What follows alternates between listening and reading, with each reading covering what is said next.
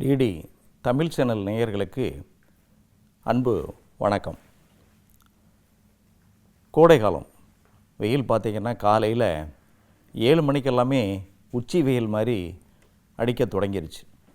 பொதுமக்கள் வெளியில் போகிறதுக்கே அச்சப்பட்டுக்கிட்டு இருக்கிற காலமாக இருக்குது. கொடை இல்லாமல் போக முடியாது. கொடைன்னே முதல்ல நம்ம சொல்லி ஆகணும். வண்ண நிற குடைகளை நம்ம இந்த கோடை காலத்தில் பயன்படுத்துகிறது சூட்டை உள்வாங்காது. வெள்ளை குடைகளை பயன்படுத்தலாம். கருப்பை தவிர்த்து மற்ற நிறங்களை நம்ம பயன்படுத்துகிறது அந்த வெப்பத்தை உள்வாங்காமல் உடற்சூட்டை அதிகப்படுத்தாமல் அது பாதுகாக்கும். இந்த கோடை காலத்தில் பொதுவாக எல்லாருக்கும் ஏற்படக்கூடிய பெரிய பிரச்சனை என்னென்னா, சிறுநீர் கழிக்கும் பொழுது பார்த்திங்கன்னு சொன்னால் நிறைய பேர் எனக்கு எரிச்சல் இருக்குது, வலி இருக்குது, சிறுநீர் கழிக்கிறதே ரொம்ப சிரமமாக இருக்குது, கொஞ்சமாக சிறுநீர் போகுது அப்படிம்பாங்க.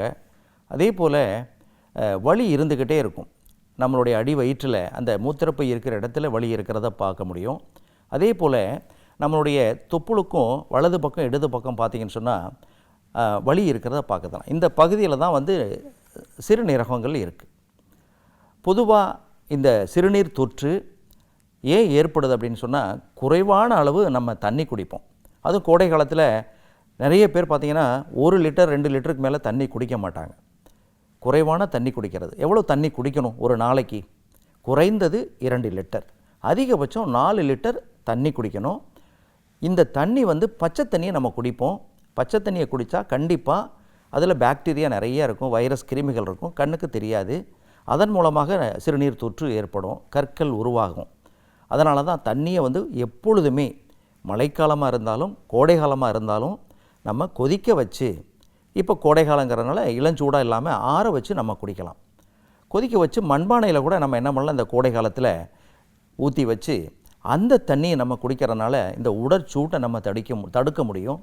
அதே போல் கற்கள், சிறுநீரக கற்கள் இருந்தாலும் பார்த்திங்கன்னா சிறுநீர் எரிச்சல், குத்தல், வலி இருக்கும். சிறுநீர் கழிக்கும் பொழுது ரத்தம் கூட ஒரு சில நேரங்களில் ஏற்படும்.